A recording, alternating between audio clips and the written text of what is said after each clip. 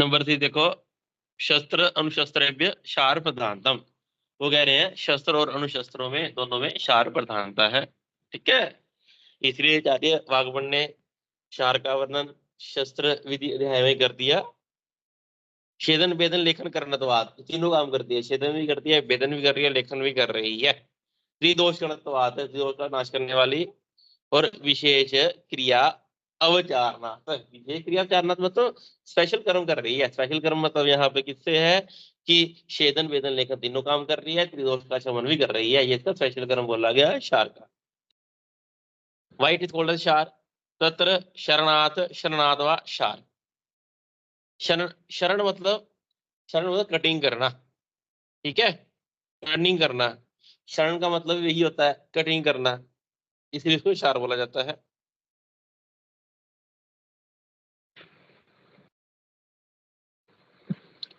Next देखो, नाना यहाँ पे ये बताएंगे ये छेदन वेदन लेखन कर रही है, त्रिदोष का शमन कर रही है, कैसे करती है।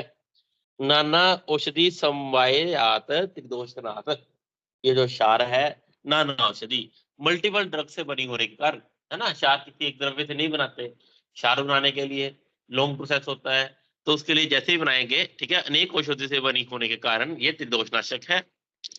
शुक्लत्वाद सौम्य, याद रखना क्षार सौम्य है, ठीक है, शुक्ल होने के कारण। क्षार शुक्ल होने के कारण सौम्य है, मतलब श्वेत वर्ण की होती है, शुक्ल मतलब व्हाइट, जिस कारण इसको सौम्य बोला गया। तस्य सौम्य अस्य अपि सतो दहन पचन धारण आदि शक्ति अविरुद्धा, ये सौम्य होते हुए भी दहन कर्म, पाचन कर्म, धारण कर्म, ये तीनों काम करती है। उसके बाद देखो, स खलु आग्नेय औषधि गुण विशिष्टत्वात्, कटुक उष्ण तीक्ष्ण पाचन विलयन शोधन रोपण शोषण स्तंभन लेखन। स खलु आग्नेय औषधि गुण विशिष्टत्वात्, स खलु का मतलब है कि आग्नेय गुण प्रधान औषधियों से निर्माण करने के कारण। ठीक है, कटु उष्ण तीक्ष्ण, कटु इस कारण से, उष्ण तीक्ष्ण इसका गुण है, पाचन विलयन, शोधन रोपण, शोषण स्तंभन लेखन, ये सब कार्य करेगी। नेक्स्ट देखो,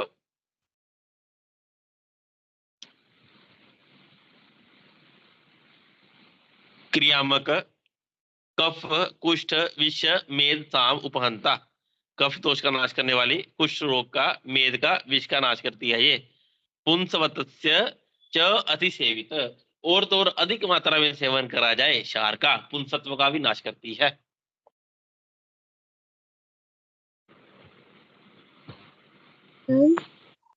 हाँ, अब आप पूछोगे वीर्य क्या होता है क्षार का, है ना, क्षार का नहीं वीर्य सर, कुछ होता है। अच्छा हाँ, सर यहाँ पर लिखा है नाना औषधि समवायात, लेकिन जो क्षार बनता है वो तो एक ही तो औषधि का बनाया जाता है, मतलब एक क्षार तो एक ही से बनता है। वो तो हम बनाते हैं ना एक ही औषधि से क्षार, मल्टीपल से भी बना सकते हैं ना। हम बनाते हैं सिर्फ जब क्षार बना लिया, अपमार क्षार बना लिया, मिक्स करके बना लो, ठीक है ना। सर तो अच्छे से कहीं आया, हाँ, कहीं मतलब हर जगह तो ऐसे ही होता है ना कि मिक्स करके तो बना तो देखा नहीं सर। क्यों, जैसे हम जब क्षार सूत्र निर्माण करते हैं, यहाँ पे नाना औषधि का मतलब है कि सर क्षार को नहीं बना रहे, उसको एक लंबे प्रोसेस से गुजरना पड़ता है। ठीक है, कभी अगर आपने देखो क्षार सूत्र बनते हुए, तो सिर्फ उसके ऊपर एक तो धागे के ऊपर क्षार की एप्लीकेशन होती है ना, फिर उसके बाद सुनुई क्षीर की एप्लीकेशन होती है, फिर क्षार की होती है, फिर हिद्रा की होती है। यहाँ पे नाना औषधि समवायात का सिर्फ क्षार से भी मीनिंग नहीं है। ठीक है, दूसरा मतलब ये होता है यहाँ पे नाना औषधि समवायात का कि जब हम क्षार को प्रयोग करते हैं, सिर्फ उसी क्षार को अप्लाई नहीं करते, उसको और ड्रग्स के साथ मिक्स करके भी यूज करते हैं। तो इसलिए यहाँ पे बोल रहे हैं नाना औषधि अनेक औषधि समवाय। समवाय मतलब मिलना, ठीक है, समवाय मतलब अप्रत्यक्ष भाव, दो चीजों का मिलना। संयोग होता है तो समवाय भी वही होता है हमारा। ठीक है, इसलिए इसको त्रिदोष बोला गया, त्रिदोष का नत्वात्। अगर हम सिंगल सिंगल क्षार देखेंगे, अपमार्ग क्षार, यवक क्षार, तो इन सब के गुण अलग अलग हो जाएंगे। ठीक है, यहाँ पे दोनों ही मीनिंग निकलते हैं इस बात के। अगर मिक्स करके बना देते हैं, हम नहीं बनाते लेकिन बनती है क्षार मिक्स करके भी। ओके। ठीक है। अब यहाँ पे कह रहे हैं ऊपर वाली लाइन में शुक्लयात सौम्य। शुक्ल मतलब व्हाइट कलर की होती है, जिस कारण से सौम्य होती है। फिर कह रही है सौम्य होते हुए भी दहन पाचन धारण शक्ति होती है इसमें। ठीक है, अविरुद्धा मतलब ये सब कार्य करती है, अविरुद्ध। नेक्स्ट वन इज द सखलु आग्नेय गुण औषधि भूष्टात। और आग्नेय गुण प्रदान औषधि से बनने के कारण कटु रस की होती है क्षार। उष्ण तीक्ष्ण, उष्ण इसका वीर्य है, तीक्ष्ण होती है। ठीक है, नेक्स्ट देखो।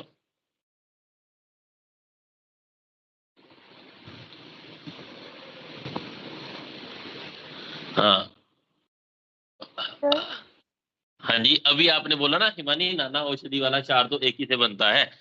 कल क्षार विधि जब शॉर्टकट में बता रहे थे, तो उसमें ही बोला था मैंने, इसमें ये जो क्षार का पानी होता है, इसमें कट शर्करा, बसम शर्करा, शंखनाभि, ठीक है, इतना कुछ पड़ता है।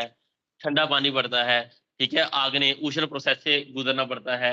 ये सारे जब इस सारे प्रोसेस को संस्कार बोला जाता है ना। जितने भी स्टेप से निकलना पड़ेगा। जब हम गर्म करते हैं, 21 बार पानी में छानेंगे, शीत गुण आएगा इसमें। ठीक है, ये पित्त को नाश करने की शक्ति आएगी इसमें। फिर 21 बार जब बार बार गर्म करेंगे उष्णता के कारण, उसमें उष्णता गुण आएगा। औषधीय गुण तो रहेगा ही रहेगा, उष्ण होने से वायु का शमन करेगा। फिर उसमें एक्स्ट्रा कट शर्करा, भस्म शर्करा, ये सब डालेंगे। तो इन सब द्रव्यों के कारण ये बोल रहे हैं, अनेक औषधियों के बनने के कारण त्रिदोषनाशक होती है। दूसरा, अगर हम मिक्स कर देते हैं क्षार को, ठीक है, मार्केट में फॉर्मुलेशन आती है, क्षार मिक्स होकर मिलता है, मल्टीपल क्षार की, एक ही में। हाँ बोलो, क्या बोल रहे हो अभी आप? सर ये सौम्य भी है और उष्ण भी है, ये मतलब कैसे नहीं, इसका यहाँ पे मतलब? सौम्य बोल रहे हैं ये शुक्ल होने के कारण। ठीक है, सौम्य बोले, शुक्ल होने के कारण इसको सौम्य बोला गया कि ये सौम्य है। ठीक है। अब ये अगला तो आता है कि क्षार में सौम्यता क्यों है। सौम्यता यहाँ पे बोले शुक्ल वर्ण की होती है, इसलिए इन्होंने सौम्य बोल दिया। ठीक है, सौम्य इसको इसलिए बोल रहे हैं क्योंकि ये जो क्षार है, कटिंग भी कर रही है, और साथ से साथ साथ दो हीलिंग भी करती है। ठीक है, वरण रोपण भी करती है, साथ साथ दोनों ही काम करती है क्षार। इसलिए जो रोपण काम करती है वो सौम्य गुण के कारण कर रही है, और जो कटिंग करती है वो दहन पाचन क्रम वो उष्ण गुण के कारण करती है। इसलिए इसको दोनों बोल दिया गया। ठीक ओके है, सर। यहाँ पे लिखा है ना जो पाचन, विलयन, शोधन, रोपण, रोपण ड्यू टू शीत गुण। ठीक है, शोषण, स्तंभन, स्तंभन ड्यू टू शीत गुण। उष्ण गुण स्तंभन नहीं करता है, स्तंभन शीत तक शीत गुण करता है। इसलिए इसमें दोनों बोल दिया गया। अगर सिर्फ उष्ण होता तो फिर इसमें ये स्तंभन कर्म नहीं कर पाती और रोपण कर्म नहीं कर पाती। ठीक है, अगर वीर्य को क्वेश्चन लेके आता है, ठीक है, वैसे तो वीर्य कहीं पे भी नहीं बोला गया है, हिंदी में बोल रहे हैं वो जो टीका करी इन्होंने लिखी है विद्योतिनी जी ने। तो रेयरस ऑफ द रेयरस केस है, वीर्य क्वेश्चन आए नहीं आता है। क्वेश्चन आता है कि क्षार में शुक्लता क्यों होती है सौम्यता के कारण।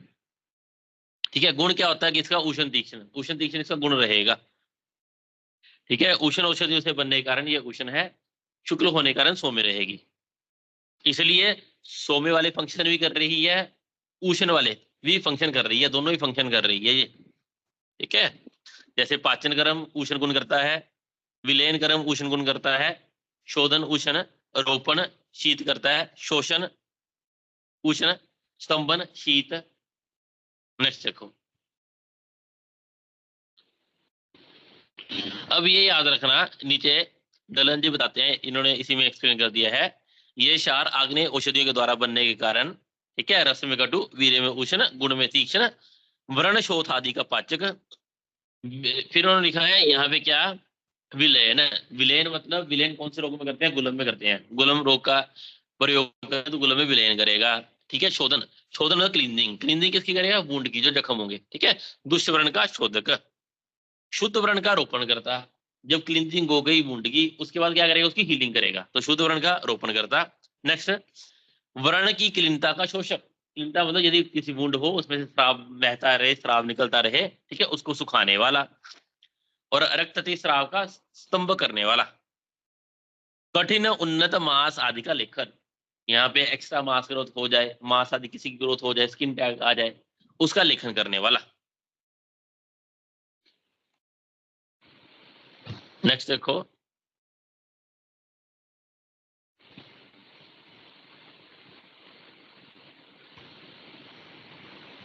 सद्विविधा ये क्षार दो प्रकार की होती है, प्रतिसारणी और पानी। प्रतिसारणी होती है जो हम एक्सटर्नली अप्लाई करेंगे, पानी होगी जो हम इंटरनली अप्लाई करेंगे। याद रखना, पानी वर्ड फॉर पीना, पीने से, ठीक है। पानी इंटरनली अप्लाई करने वाली, प्रतिसारणी एक्सटर्नल अप्लाई करने वाली। प्रयोग भी ऐसे क्षार दो प्रकार की, प्रतिसारणी क्षार, पानी क्षार। अष्टांग संग्रहण इसके लिए वर्ड यूज किया, अंत परिमार्जन क्षार, बाह्य परिमार्जन क्षार। अंत परिमार्जन जो इंटरनल अप्लाई करेंगे पानी क्षार, बाह्य परिमार्जन एक्सटर्नल अप्लाई वाली। नेक्स्ट देखो, सतर प्रतिसारणीय एक्सटर्नल अप्लाई वाली है, कहां प्रयोग करेंगे? प्रतिसारणीय। स्किन डिसीज, सारे स्किन डिसीजेज है, देखना। कुष्ठ, किटिब, दद्रुमंडल, किलास, बगंदर। बगंदर में जो क्षार अप्लाई करते हैं बाहर अप्लाई करते हैं, है ना। अर्श में भी एक्सटर्नल अप्लाई करते हैं, अर्बुद में भी एक्सटर्नल अप्लाई करते हैं। तो अर्श, बगंदर, अर्बुद, दुष्ट व्रण, नाड़ी, नाड़ी मतलब रानी व्रण, चरम कील, तिल कालक, नच्छ, व्यंग, मच्छक, बाह्य विद्रदी, कृमि, विष आदि दुष्यते। ठीक है, इन सारे पर हम क्या करेंगे? क्षार है वो एक्सटर्नली अप्लाई करेंगे। कुछ दिक्कत नहीं है, सब आसान है, सारे स्किन डिसऑर्डर है, ठीक है। अर्श है, वगंदर है, वो पता है हमारे को, बाहर अप्लाई करते हैं। नेक्स्ट देखो क्या कह रहे हैं, सप्तचूस मुख रोग, 7 प्रकार के मुख रोग हैं, ठीक है। टोटल मुख रोग 64 प्रकार के होते हैं, तो 64 में से 7 प्रकार के मुख रोग हैं जिसमें क्षार अप्लाई करते हैं। सप्तचूज मुख रोग, 7 प्रकार के मुख रोग कौन कौन से? देखो देखो, मुख रोग में सारे आ जाते हैं हमारे में, ठीक है। ये ओष्ठगत, नेक्स्ट दंतमूलगत, दंतगत, जीवागत, तालुगत, ये सब मुख रोग के अंतर्गत आएंगे। क्या कह रहे हैं? 7 प्रकार के मुख रोग कौन कौन से यहाँ पे क्षार अप्लाई करते हैं, याद रखना। उपजीविका, अधिजीविका, उपकुश, दंत वैदर्भ पढ़ेंगे अभी हम, ठीक है। ये मुख रोग है, उपजीविका, उपकुश, अधिजीविका, दंत वैदर्भ, है ना। मुख रोग का वर्णन आचार्य चरक सुश्रुत ने विमान स्थान, सॉरी, निदान स्थान में किया, ठीक है, निदान स्थान में किया। अब आप बोलोगे ऊर्ध्व चतुर्गत रोग है, ठीक है। ऊर्ध्व चतुर्गत रोग होते हुए मुख रोगों में शलाका का प्रयोग नहीं किया जाता, इसलिए क्या कह रहे हैं यहाँ पे, इसमें कुछ 7 मुख रोग कौन कौन से आएंगे? उपजीविका, अधिजीविका, उपकुश, दंत वैदर्भ, और कौन कौन से हमारे पास? तिसरुच रोहिणी, 3 प्रकार की रोहिणी, ठीक है, 3 प्रकार की रोहिणी। इसमें हम क्या करेंगे? क्षार प्रयोग करेंगे, याद रखना। नेक्स्ट देखो,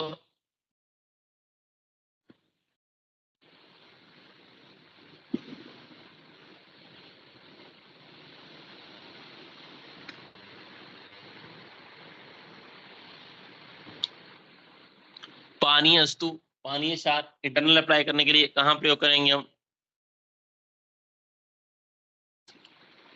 गुल्म, है ना, हम पढ़ के आए विलयन करता है, गुल्म में विलयन करेगा, ठीक है। गर, गर मतलब विष, गर, गुल्म उदर, उदर रोग, अग्निसंग मतलब अग्निमांद्य, जीर्ण, ठीक है, इंडाइजेशन, अजीर्ण, अरुचि, आनाह, शर्करा, शर्करा मतलब ग्रेवल, जो स्मॉल स्मॉल स्टोन होंगे, ठीक है, वहां पे यवक क्षार का प्रयोग करते हैं, है ना, स्टोन को तोड़ देता है, कैल्शियम ऑक्सैलेट स्टोन की फॉर्मेशन नहीं होने देता स्पेसिफिकली। और भी बहुत सारी टाइप्स की क्षार है जो यूज करेंगे, ठीक है, शर्करा में। नेक्स्ट वन इज अभ्यंतर विद्रदी, कृमि, विष, अर्श। अर्श में अब याद रखना, कृमि, विष और अर्श, ये इन तीनों में पानी क्षार और प्रतिसारणी क्षार दोनों में प्रयोग करते हैं, तीनों में। पानी और प्रतिसारणीय, कृमि, अर्श, विष तीनों में प्रयोग करेंगे, ठीक है। लेकिन गर्भ विष में सिर्फ पानी क्षार प्रयोग करेंगे, प्रतिसारणी प्रयोग नहीं करनी, याद रखना। नेक्स्ट, क्षार किस किस को कॉन्ट्रा इंडिकेटेड है?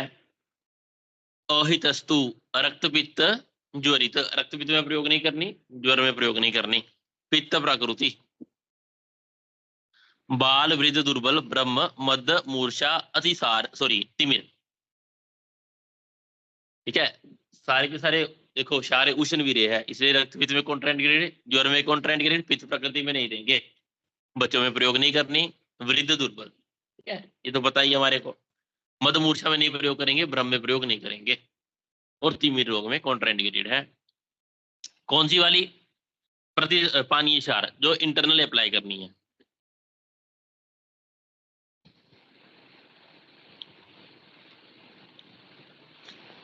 नेक्स्ट देखो, फिर चाहे हमारे कह रहे हैं अर्थ इतर त्रिविधो मृदु मध्य तीक्ष्ण क्षार 3 प्रकार की होती है, ठीक है, मृदु, मध्य, तीक्ष्ण। मृदु क्षार, मध्य क्षार, तीक्ष्ण क्षार।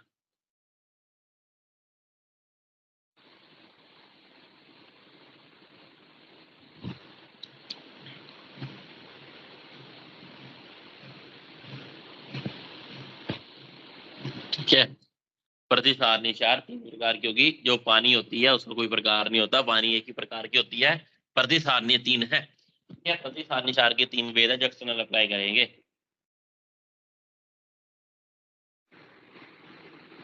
मृदु, मध्य, तीक्ष्ण, यहाँ से सुनना मेरी बात, जो क्षार लेना है, जिस भी औषधि का क्षार निर्माण करना है, वो कौन सी ऋतु में कलेक्ट करनी है, ठीक है, कितनी पुरानी होनी चाहिए। देखो, क्षार बनाने की इच्छा वाला वैद्य शरद ऋतु में उत्तम दिन जानकर पवित्र होके उपवास, ठीक है, शरद ऋतु में औषधि लेनी है, ठीक है, जो भी औषध तोड़नी, जिसकी भी क्षार बनानी है, जैसे अपमार तोड़ेंगे, यव तोड़ेंगे, जो भी करेंगे हम, ठीक है, उसको कब कलेक्ट करना है हमने? शरद ऋतु में।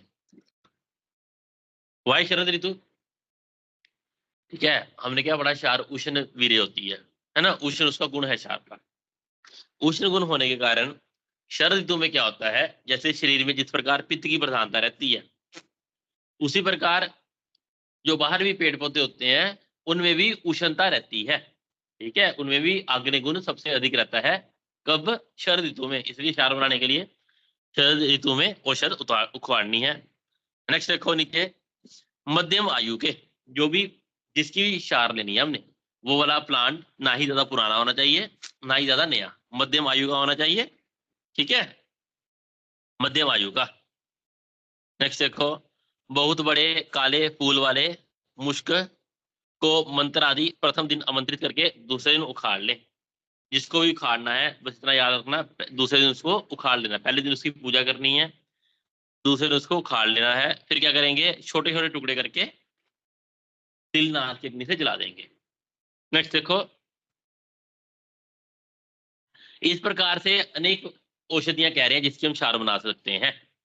कुटज, प्लाश, अश्वगंधरण, पारिभद्र, विभीतक, आरगवद, तिलवक, अर्क, स्नूही, अपमार्ग, पाटला, नक्तमाल, वृक्ष, कदली, चित्रक, पूती, केंद्र, वृक्षक, ठीक है, ये सारे हैं। यहाँ पे लास्ट में देखो क्या लिखा हुआ है, एक चतस्र कुशातकी, ठीक है, चतस्र कुशातकी मतलब कि कोशातकी कितने प्रकार की होती? 4 प्रकार की, याद रखना। आचार्य सुश्रुत संहिता में 4 प्रकार की कोशातकी का वर्णन आया, चतस्र कुशातकी, ठीक है, अश्वमार, सप्तवर्ण, अग्निमंथ, गुंजा, चतस्र कुशातकी। समूल, फल, पत्र, शाखा, इनके ही मूल, पत्र, फल, शाखा जो मिलता है सबसे ही शाखा निर्माण करनी है। कैसे करेंगे? तिलनाल की अग्नि में जलाएंगे। अग्नि में जला दिया हमने, ठीक है, उसके बाद जो राख बच जाएगी तिलनाल को अलग कर देंगे, ठीक है, जो ऐश बचेगा उसमें जितनी बचेगी 6 टाइम्स पानी डालना है, 6 गुना पानी डालेंगे। अब यहाँ पे याद रखना 6 गुना पानी डालना है। यहाँ क्या कह रहे हैं? तत् क्षार द्रोण उदक द्रोण षड अभिलोड्य, यदि हमारे पास क्षार भस्म 1 द्रोण है, ठीक है, जो भी ऐश बचा हमारे पास जलाने के बाद, यदि वो 1 द्रोण है, उसमें 6 टाइम्स पानी, मतलब पानी डालेंगे 6 द्रोण, याद रखना, ठीक है, 6 द्रोण।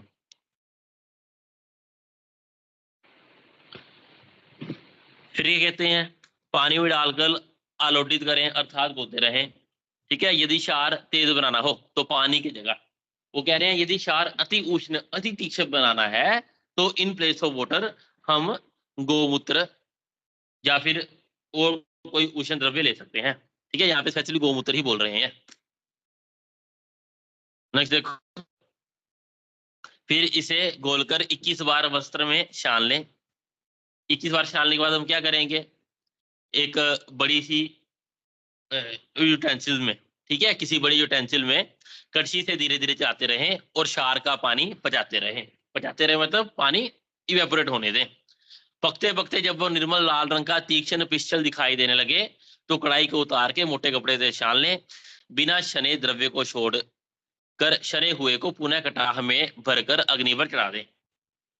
मतलब जो हमारे पास थिक मटेरियल बची है बाद में, ठीक है, उसको साइड में रख लें अपने पास, और जो पानी बच गया उसको फिर से कढ़ाई में डाल दें। ये क्षार बनाने की विधि है, सिंपल सा याद रखना। ठीक है, जो हमारे पास ऐश आएगी जलाने के बाद जितनी होगी उसमें 6 टाइम्स पानी डालेंगे, उसको पानी में अच्छे से घोलते रहेंगे, फिर उसको अच्छे से क्या करेंगे, पानी में घोलने के बाद इवेपोरेट करें, अग्नि अच्छे से 21 बार छानेंगे।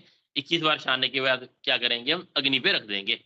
अग्नि पे रख देंगे, जब पानी इवेपोरेट हो जाएगा जो पीछे बचता है वो क्षार होता है, इतना याद रखना। अब हमने पढ़ा क्षार तो 3 प्रकार की थी, मृदु मध्यम तीक्ष्ण, on the base of application, external application. ठीक है, एक्सटर्नल एप्लीकेशन करने वाली क्षार 3 प्रकार की थी, मृदु मध्य तीक्ष्ण। अब मृदु कैसे बनाएंगे, मध्यम कैसे बनाएंगे, तीक्ष्ण कैसे बनाएंगे। ये जो हमारे पास बनी ये मृदु है, ठीक है, गोमूत्र से बना देंगे तीक्ष्ण हो जाएगी। नेक्स्ट देखो क्या कह रहे हैं, तत् कट शर्करा बसम शर्करा शीरपाक शंखनाभि अग्निवरण कृत्वा। अब क्या मतलब है इसका, कट शर्करा, भस्म शर्करा, शीरपाक, शीलपाक कहते शुक्ति को, और शंखनाभि, इन्हें क्या करना है, अग्निवरना। अग्निवरण मतलब इनको रेड हॉट कर लेना है, इतना गर्म करना है इनको कि ये एकदम लाल वर्ण के हो जाए। अग्निवरना कृत्वा ऐसे पात्रे, फिर इसको जिस पात्र में क्षार का पानी रखा हुआ होगा उसमें बुझाना है। ठीक है, उसमें क्या करेंगे, उसमें बुझाएंगे। नेक्स्ट देखो कितना टालना है इसको, कृत्वा ऐसे पात्रे तस्मिन एव क्षार उदक निषेच्य पिष्टवा तैन एव द्विद्रोणे अष्टफल समितम। द्विद्रोणे का क्या मतलब है, 2 द्रोण क्षार उदक होगा हमारे पास, उसमें 8 फल ये बसम शर्करा शीरपाक कट शर्करा आदि मिलाएंगे। रेशियो याद रखना, 2 द्रोण में 8 फल। ठीक है, एग्जाम में क्वेश्चन ऐसा भी आ सकता है, क्षार निर्माण करने हैं, तीक्ष्ण क्षार का निर्माण करना है, तो 4 द्रोण क्षार उदक है हमारे पास, उसमें कितने पल शर्करा आदि मिलाएंगे। ठीक है, यदि 4 द्रोण हो जाएगा तो डेट विल बी 32। ठीक है, 32 शुक्ति या फिर 16 पल, जितना हमारे पास क्षार उदक होगा उससे 4 टाइम्स मिलाना है। नेक्स्ट देखो, फिर क्या कह रहे हैं, यदि हमने मिला दिया शंखनाभि आदि प्रमाण प्रत्यव्य सप्तम निकटे विपचेत स यथा ना अति सांद्र ना अति द्रव्य भवति तथा प्रयोजित। इस क्षार को हम बोलते हैं तीक्ष्ण क्षार, सॉरी, इसको हम बोलते हैं मध्यम क्षार। यदि इसमें हमने क्या मिलाया, कट शर्करा, बसम शर्करा, शंखनाभि, इसको मिलाया, देन इस क्षार को बोलेंगे मध्यम क्षार। मध्यम क्षार बोलेंगे इस क्षार को। ठीक है, तो कितना मिलाना है, याद रखना कि 2 द्रोण क्षार उदक में 8 पल, 2 द्रोण में 8 पल। उसका हमारे को कह रहे हैं, यदि इसी शंखनाभि आदि किसी को भी ना डालें, ठीक है, इनका प्रतिभाव ना किया जाए, तो जो क्षार बनेगा उसको मृदु क्षार बोलते हैं। कॉमन क्वेश्चन है, संव्यूहिम किसको बोलते हैं, संव्यूहिम ही मृदु क्षार। नेक्स्ट देखो, प्रतिवापे यथा लाभम दंती द्रवंती चित्रा लागली पूती प्रवाल तालपत्री विड सुवर्चिका कनक क्षीरी हिंगू वचा अतिविषा, ये सब उष्ण वीर्य वाले द्रव्य मिला दें। ठीक है, तीक्ष्ण द्रव्य उष्ण वीर्य वाले द्रव्य मिलाएं, जो क्षार निर्माण होगी वो कौन सी होगी, हमारी तीक्ष्ण क्षार। कितनी बनानी है, शुक्ति प्रमाण प्रतिवाप। ठीक है, जो हमारा क्षार का पानी है उसमें शुक्ति प्रमाण में डालेंगे, जो क्षार बनेगी उसको बोलते हैं कौन सी क्षार, तीक्ष्ण क्षार। यहाँ पे कुछ नहीं बताया क्षार उदक कितना होना चाहिए, कितना मिलाना है, लेकिन मध्यम क्षार में स्पेसिफिकली बोला गया है। और तीक्ष्ण क्षार का ही पर्यायवाची शब्द है स एव सप्रतिवाद पक्व, पाक्य, तीक्ष्ण, इसी को ही बोलते हैं पाक्य। ठीक है, तीक्ष्ण क्षार को बोलते हैं पाक्य। मध्यम क्षार का कोई प्राइवेट सिनोनिम नहीं बताया, और मृदु क्षार को बोलते हैं समव्यूहिम। नेक्स्ट देखो, तेषां यथा व्याधि बल उपयोग। अब व्याधि के बल के अनुसार, रोगी के बल के अनुसार क्षार का प्रयोग करना है। कहाँ पे हमको कौन सी अप्लाई करनी है? क्षीण बले तु क्षार उदक अवपेत बल कर अर्थनाम।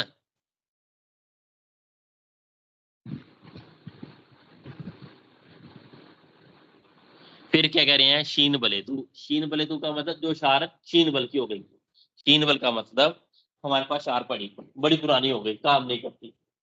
ठीक है, क्षार पड़ी है, हमको पता है 6-7 साल पुरानी हो गई, ये काम नहीं करेगी, उसके लिए कह रहे हैं क्षीण बलेतु। क्षार उदक अपवेद बल अर्थनाम। उसको फिर से क्षार उदक में डाल के फिर से अग्नि से पका के कर लेना चाहिए, उसमें फिर से शक्ति आ जाएगी। नेक्स्ट देखो नंबर 18, ना अति तीक्ष्ण ना मृदु। ये जो क्षार है ना ही ज्यादा तीक्ष्ण होती है ना ही ज्यादा मृदु होती है। ना अति तीक्ष्ण ना मृदु, शुक्ल श्लक्षण अर्थ पिछल अविष्यंदी शिव शीघ्र क्षार ही अष्टगुण समृद्ध। याद रखना क्षार के अष्टगुण होते हैं। ठीक है, श्लोक याद रखना, तीर में भी लिखना पड़ेगा। ना अति तीक्ष्ण ये क्षार है, ना ही बहुत तीक्ष्ण है, ना मृदु ना ही बहुत मृदु होती है। सामान्य गुण है ये। ठीक है, तीक्ष्ण क्षार मृदु क्षार के नहीं, सामान्य गुण। जो क्षार है ना ही बहुत तीक्ष्ण है ना ही बहुत मृदु है, शुक्ल है, पढ़ के आए हम। ठीक है, शुक्ल है, श्लक्षण पिश्चल, श्लक्षण है और पिश्चल है। नेक्स्ट देखो, श्लक्षण मतलब सॉफ्ट। अभिसंधि, ये अभिसंधि नहीं है, बट अभिसंधि है। अभिसंधि डिफरेंट होता है, अभिसंधि डिफरेंट है। अभिसंधि, विसंधन मतलब फैलना। ठीक है, विसंधन मतलब फैलना। ठीक है, जो कहीं पे लगाया वो सारा फैल गया वहां पर, दैट इज विसंधन। हेयर व्हाट इज अभिसंधि? अभिसंधन मतलब कि यहाँ पे हमने अप्लाई करा, ठीक है, ये वहीं पे रुका रहे, इधर उधर फैले ना। ठीक है, जैसे मुंह पे लगाने वाली क्रीम होती है, उसको थोड़ा सा लिया जाए वहां पे स्टिकी रहती है, इधर उधर नहीं जाती। और हनी होता है, जैसे हनी, उसकी एक ड्रॉप भी कहीं पे रखी जाए तो वो पूरा फैल जाएगा। ठीक है, तो वो कह रहे हैं कि अविसंधि ये क्षार है, अविसंधि होनी चाहिए। क्वेश्चन भी आया था, क्षार का गुण कौन सा है? अविसंधि, अविसंधि। ठीक है, अविसंधन है, अविसंधन जो फैलता नहीं है। शिव, शिव मतलब हितकारी। ठीक है, जिसकी बहुत सारी प्रॉपर्टीज हो उसके लिए शिव वर्ड यूज किया जाता है, गुणकारी। और शीघ्र, शीघ्र मतलब इमीडिएट रिएक्शन करती है, शाही अष्टगुण समृता।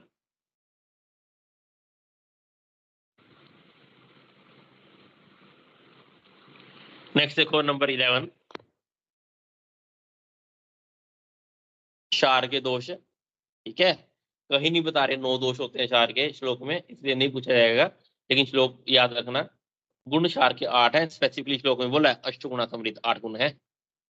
ठीक है, अधिमार्दव देखो जो इसके गुण बताए है ना, उसके ऑपोजिट जो कोई भी गुण होंगे वो क्षार के दोष होंगे। हमने ऊपर पढ़ा ना अति मृदु ना अति तीक्ष्ण, क्षार का दोष क्या आ गया? अति मार्दव, बहुत ज्यादा मार्दव है। शुक्ल थी, यहाँ पे क्या है? अति शुक्ल। तीक्ष्ण, यहाँ पे अति तीक्ष्ण। उधर पिछल था, ये अति पिछल है।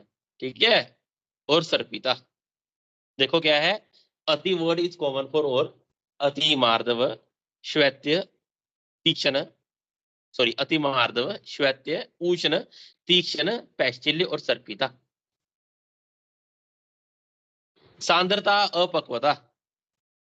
अब आप बोलोगे सर्पिता का क्या मतलब है? सर्पिता मतलब जैसे घी होता है ना, घृत होता है, एक जगह पे रखा जाए फैल जाता है, वहां से सारा का सारा लीक हो जाएगा, है ना, फैल जाता है सारा। तो वैसे ही क्षार का गुण था अविसंधि, यहाँ पे अविसंधि का ऑपोजिट यूज किया गया वर्ड सर्पिता, जो फैल जाए, एक जगह पे ना टिका रहे। ठीक है, सर्पिता। सांद्रता, ठीक है, सांद्र मतलब एक्सेसिव थिक। एंड अपक्वता, पकी ही नहीं अच्छे से। हीन द्रव्यता, हीन द्रव्य का मतलब है हमने अपमार्ग क्षार बनानी थी, अपमार्ग तो डाला ही नहीं बीच में, जितना डालना था बहुत कम डाला। यवक क्षार, जिस द्रव्य की क्षार निर्माण करनी थी वो द्रव्य बहुत कम डाला, दैट मीन्स हीन द्रव्यता। ठीक है, अतिमार्दव, श्वेत्य, उष्ण, तीक्ष्ण, पिच्छल, सर्पिता, सांद्रता, अपक्वता, हीन द्रव्यता, दोष उच्चते, दीज आर द दोष ऑफ क्षार। आसान है बहुत, गुण याद कर लेना, वो अपोजिट दोष हो जाएंगे। ठीक है, सारे अपोजिट हो जाएंगे, एक्स्ट्रा कौन सा, हीन द्रव्यता। नेक्स्ट देखो, क्षार को कितना अप्लाई करेंगे, कहां कहां पर। तत्र क्षार साध्य व्याधि व्याधि उपविश्यते निवात आतपे देश संवादे अग्र उपहरणीय युक्तेन विधानेन उपश्रम्य संभार। ठीक है, इसको छोड़ो, नीचे देखो ये काम का बता रहे हैं हमारे को। निरीक्ष्य अवगृह्य अवलिख्य प्रचित्वा शलाकाशारम प्रतिसारे दत्वा वाक शतमात्रम उपदेक्ष्याम। वाक शत मात्रा का मतलब होता है, शत मतलब 100, 100 वाक मात्रा। ठीक है, 100 वाक मात्रा की बात कर रहे हैं ये, देखना। दत्वा वाक शत मात्रा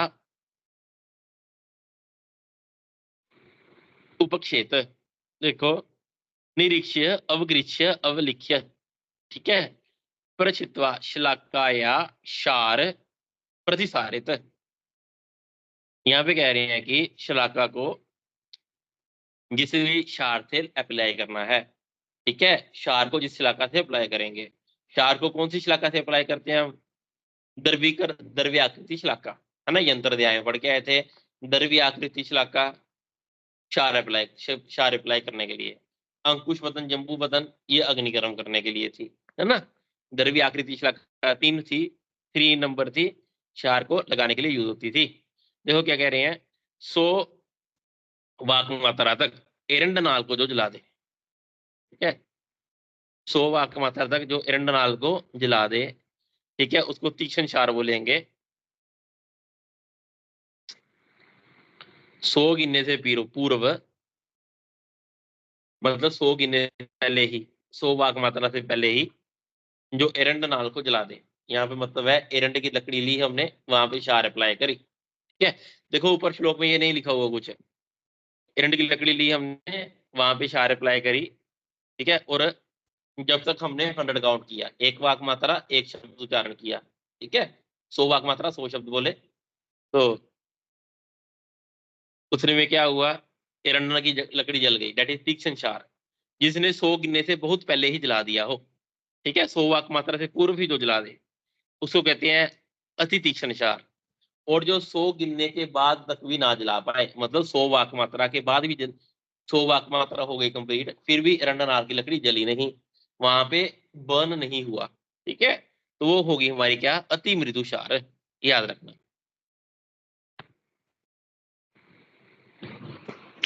100 तक भी नहीं हुआ, वो होगी हमारी कौन सी, अति मृदु क्षार, याद रखना। 100 वाक मात्रा तक जो एरंड की लकड़ी को जला दे, एरंडनाल को जला दे, दैट इज तीक्ष्ण क्षार। 100 वाक मात्रा से बहुत पहले जला दे, दैट इज अति तीक्ष्ण क्षार। और अति मृदु 100 वाक मात्रा के बाद भी ना जला पाए।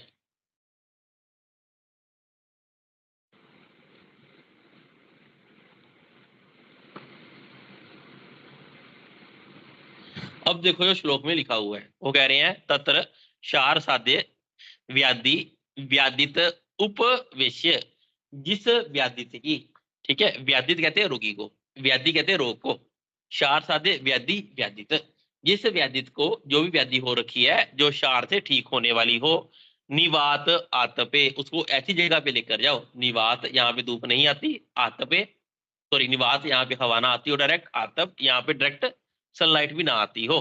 ठीक है, देश संवादे, देश काल का ध्यान रखते हुए, अग्र उपहरणीय अध्याय, अग्र उपहरणीय अध्याय में जो हमारे को ऑलरेडी बता रखा है, ठीक है, कैसे रोगी की परीक्षा करनी है, कैसे करना है, विधानेन उपश्रम्य संभारम, वहां पे उसके ऊपर सारे द्रव्यों को कलेक्ट करके प्रोसीजर क्षार कर्म का करना चाहिए। तो अस्य तम अवकाशम निरीक्ष्य, फिर निरीक्षण करना है, कैसे निरीक्षण करना है, दोषों के अनुसार जो भी हो। क्या कह रहे हैं, निरीक्ष्य अवगृह्य अवलिख्य परचित्वा, ये भी इन्होंने बस इतना सा बताया श्लोक में, कंप्लीट टीकाकार क्या करते हैं, देखो नीचे क्या कह रहे हैं, वाद दुष्ट स्थान में लेखन करेंगे।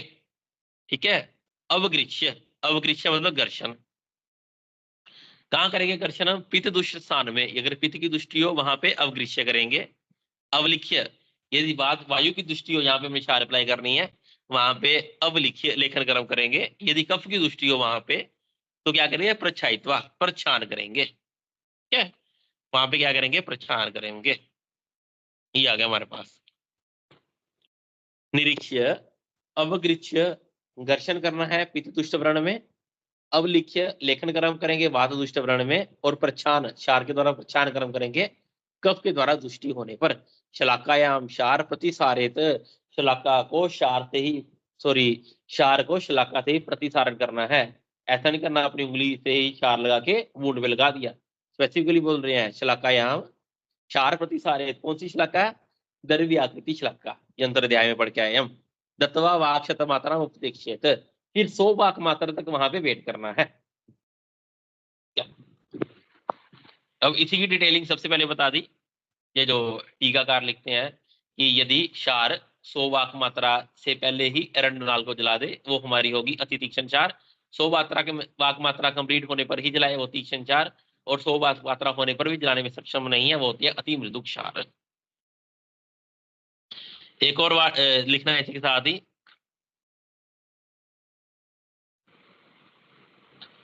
अनुवासन वस्ती देने के बाद भी 100 वाक मात्रा तक वेट करते हैं। ठीक है, अनुवासन वस्ती दी तो स्नेह साथ ही बाहर आ जाना चाहिए। ठीक है, 100 वाक मात्रा के तक 100 वाक मात्रा के बीच में ही स्नेह आ जाना चाहिए। वापिस अनुवासन वस्ती देने के बाद भी 100 वाक मात्रा तक ही वेट करते हैं। कर्ण पूर्ण का काल भी 100 वाक मात्रा ही है। कर्ण पूर्ण करते हैं तो वो भी 100 वाक मात्रा तक ही करते हैं। ये था जब कर्ण लोग बड़े थे। कर्ण पूर्ण का काल भी 100 वाक मात्रा है। अनुवासन वस्ती 100 वाक मात्रा तक करते हैं। निरुवस्ती का प्रत्यात्म काल कितना है?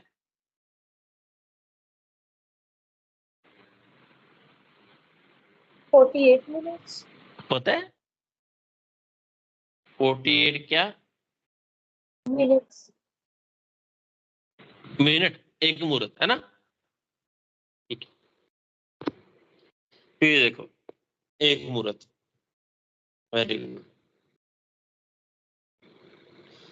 लिखो इसके साथ ही नासा अर्श कर्ण अर्श। नासा अर्श कर्ण अर्श, यदि नासा अर्श है या कर्ण अर्श है वहां पे क्षार अप्लाई करनी है तो 50 वाक मात्रा तक ही करनी है, इससे ज्यादा टाइम तक नहीं रखनी। इसके बाद साथ ही क्लीन कर देना है। नासा अर्श और कर्ण अर्श में क्षार सिर्फ और सिर्फ 50 वाक मात्रा तक ही अप्लाई करनी है, भागवत ने बोला है। ठीक है, 3 चीजें लिखी है हमने। अनुवासन वस्तीकरण पूर्ण में 100 वाक मात्रा तक ही वेट करना है। और यदि नासा अर्श हो कर्ण अर्श हो तो 50 वाक मात्रा तक ही क्षार को अप्लाई करना है, इससे ज्यादा नहीं करना। नेक्स्ट देखो, तस्मिन् सन्निपाते व्याधो कृशंता दग्ध लक्षणता तत्र अमल वर्ग शमन सर्पी मधुक संयुतम। कहते हैं तस्मिन् पतिते व्याधो कृशंता दग्ध लक्षणम, जिस भी व्याधि में हमने क्षार अप्लाई करी, ठीक है, वहां पे क्या है, कृशंता, थोड़ी सी ब्लैकिश ब्लैकिश पार्ट हो जाएगा वो, यहाँ क्षार अप्लाई करेंगे। ठीक है, क्यों होगा?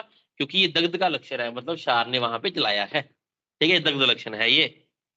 तत्र अमल वर्ग शमन सर्पी मधुक संयुक्तम, तो उसके बाद क्या करना है वहां पे हमारे को, अमल वर्ग, अमल वर्ग मतलब जितने भी अमल वर्ग के द्रव्य हैं, ठीक है, उसके साथ सर्पी और मधुक मिलाकर वहां पे अप्लाई करना है। नेक्स्ट देखो नंबर 23, अमल कांजिक बीजानि तिलान मधुक एव प्रपेश्य संभागानि तेनेव अनुलेप्येत तिल कलक समुद्को इंगिताक्तो व्रण रोपणे। याद रखना, यदि क्षार अप्लाई करने के बाद कोई व्रण हो जाए, ठीक है, ज्यादा जख्म हो जाए, मतलब ये कहीं पे हमने मृदु क्षार प्रयोग करनी थी, गलती से तीक्ष्ण क्षार प्रयोग कर दी, ज्यादा जल गया, व्रण हो गया, तो वहां पे क्या करना है हमने प्रयोग, तिल कलक समधुक इंगिताक्तो। ठीक है, तिल कलक, तिल जो तिल होता है शीशम सीड, ठीक है, इसका कलक, इसमें घृत मिला हुआ, मधु मिला हुआ, इसको अप्लाई करना है। अच्छा, मुझे बताओ आप, शस्त्र निपात जन्य वेदना में क्या क्या क्या क्या लेप करते थे हम? शस्त्र कभी निपात तिल और घृत नहीं, वो मधु नहीं, को। क्या वहां पे पेपर मधु जस्टी का चेक करते हैं। हाँ बोल बोल क्या क्या कुशन यष्टि मधु सिद्ध गृहीत है ना। हाँ जी। हाँ वहां तिल नहीं था, तो ये क्वेश्चन आता है, ठीक है। तो कंफ्यूज नहीं होना, मैथ फॉलोइंग में भी आ जाता है। शस्त्र निपात जने में वेदना में हमने प्रयोग किया, ठीक है, और यहाँ पे शार अप्लाई करी, तो यहाँ पे हम प्रयोग कर रहे हैं तिल कलक समधुक गृहीत, तिल कलक समधुक गृहीत, ठीक है। मधु का, सॉरी मैंने हनी बोल दिया था, मधु की यष्टि मधु, यष्टि मधु चूर्ण वर्ण रोपण करता है, बहुत अच्छा। तिल कलक समधु गृहीत। एक बार एक कैसा ही केस आया था, बताता हूँ आपको मैं। उसके ना बेड सोर हो रखे थे पेशेंट के बहुत सारे, तो वो ठीक करवा लिया उन्होंने, पेशेंट को जलने लग गया, लेकिन बेड सोर हील नहीं होते थे, ठीक है। जो बेड सोर थे नॉन हीलिंग सोर में कन्वर्ट हो चुके थे। तो यहाँ का ही है, तो वैसे क्या किया इधर IDRA में ही हमें, ये है तिल, ऐसे लिखा है तिल कलक मधुक और हनी। तिल कलक तो यूज नहीं किया, सिर्फ और यष्टि मधु और उसके बीच में हनी मिलाकर और थोड़ी सी हल्दी मिलाकर, तीनों का लेप बना के वही अप्लाई करते थे, और 5 to 7 डेज में ही कितने ज्यादा ठीक हो गए, और अब पेशेंट ठीक हो गया। पेशेंट ने पता नहीं 2-3 साल कहाँ से लगा रहा, कहाँ ठीक होता, ठीक नहीं होते थे उसके बेड सोर, अंदर से मांस चला गया हुआ था, बोन तक दिखती थी, ठीक है। उससे क्लींजिंग होगी। ये आर्गवत को हाथ और त्रिफला को हाथ से साफ करते थे, बिटाडीन वगैरह को यूज नहीं करते। तो ये बाकी मेरे कहने का मतलब है, यहाँ पे जो कुछ भी लिखा हुआ गप क्वेश्चन ही मारी हुई, उसको प्रैक्टिकली अप्लाई करके देखो, ठीक होता है सारा। नेक्स्ट देखो क्या कह रहे हैं, 24, 5, 6, 7। अब फिर कह रहे हैं कि यहाँ पे हमने शार में उष्ण ही क्यों प्रयोग किया, सॉरी अमल द्रव्य ही क्यों प्रयोग किया, ठीक है। वो तो हमें पता है कि क्षार और अम्ल द्रव्य को यूज किया जाए तो वो मधुरता को प्राप्त हो जाता है, ठीक है।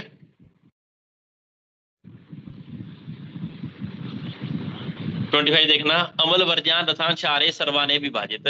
क्षार में सभी रस होते हैं, लेकिन अमल रस नहीं होता, ठीक है। क्षार के अंदर सभी रस होते हैं एक्सेप्ट अमल रस, क्षार के अंदर अमल रस को छोड़ के सभी रस होंगे। अब कौन से वाले की प्रधानता अधिक रहती है, उसमें भी देखो, कटु तत्र भुजिष्टो लवन अनुरस्तता, उसमें भी कटु रस की प्रधानता रहती है। ये स्टार्टिंग के श्लोक नंबर 3 में पढ़ के आए हम, क्षार में कटु रस की प्रधानता रहती है, ठीक है। इसका अनुरस कौन सा रहेगा, लवन इसका अनुरस रहेगा, याद रखना। कटु इसका रस है, लवन इसका अनुरस है, अमल रस इसमें एब्सेंट रहता है। फिर कह रहे हैं कि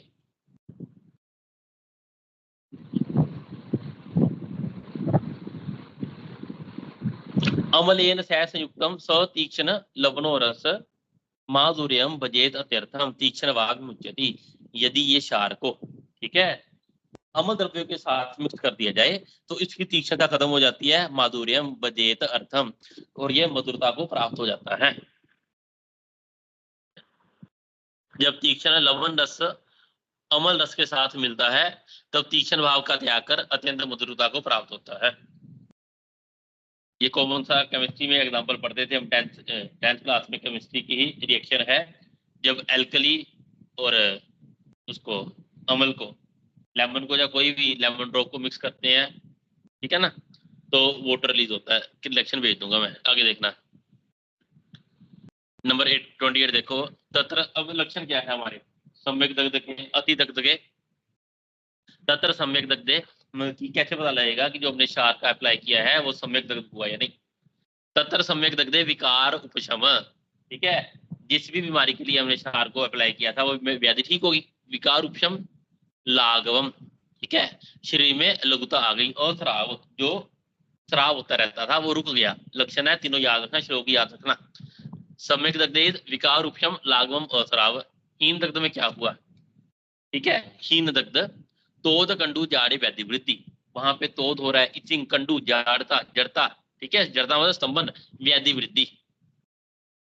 नेक्स्ट देखो अति दग्ध, एक्सेसिव दग्ध में क्या हो गया, दाह पाक राग स्राव, वहां पे बंद हो गए, दाह पाक,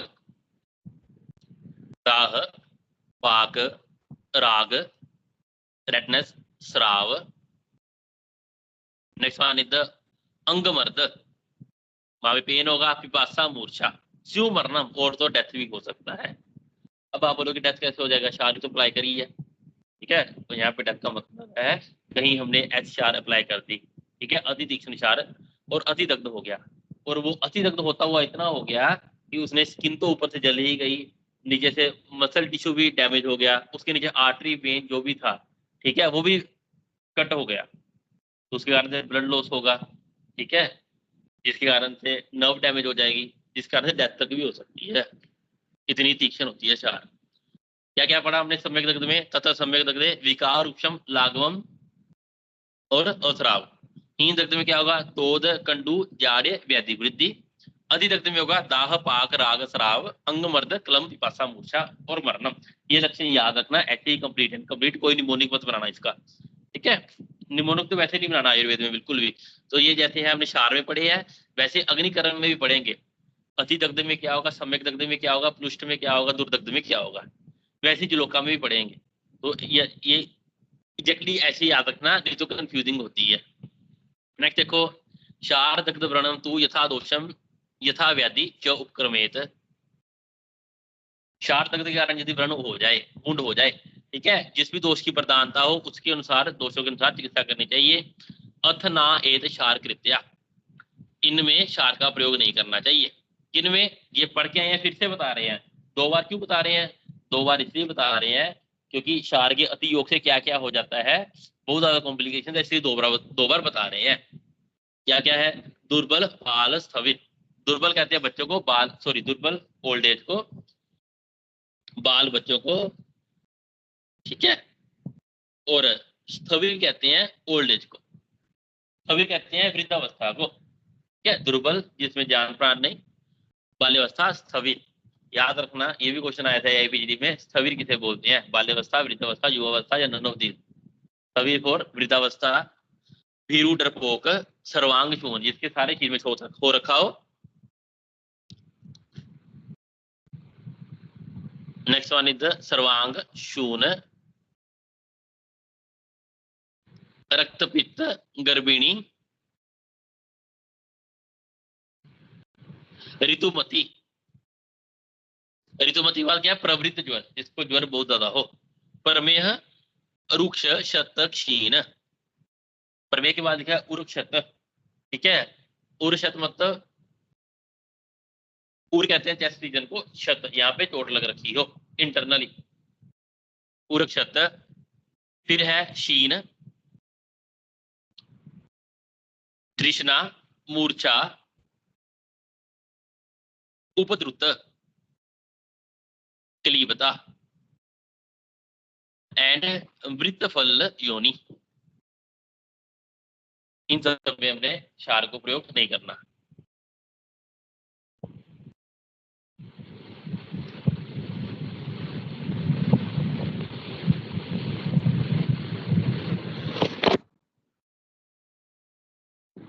आचार्य वागुण ने अतिसार, शिरोरोग, पांडुरोग, वमन विरेचन करने के बाद भी, या फिर इनका जो हो रखा है उनमें भी क्षार प्रयोग निषिद्ध है, याद रखना ये।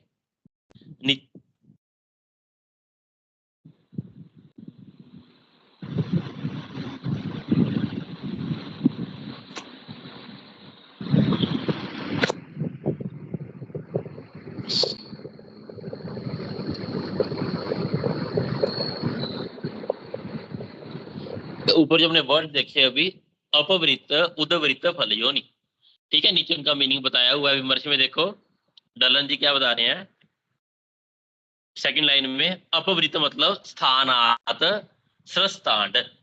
अपवृत्त मतलब जो अपनी लोकेशन है, अपनी लोकेशन से डिसलोकेट हो जाए यदि, दैट इज अपवृत्त। उदवृत्त योनि मतलब स्थानाद ऊर्ध्वगत योनि, यदि ऊपर की ओर, ठीक है, योनि की ऊपर की ओर, ऊपर की ओर डिसलोकेट हो जाए, दैट इज उदवृत्त।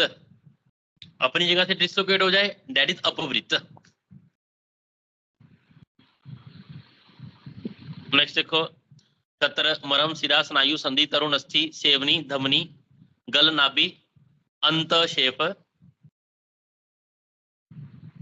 अंतशेप का मतलब है कि मेल जेलिया के इंटरनली, ठीक है, अंतशेप। स्रोतस अल्पमासेषु च प्रदेशेषु अक्षरो नाच दद्यात वर्तम रोगत। ठीक है, बाकी सब तो ठीक है। ठीक है,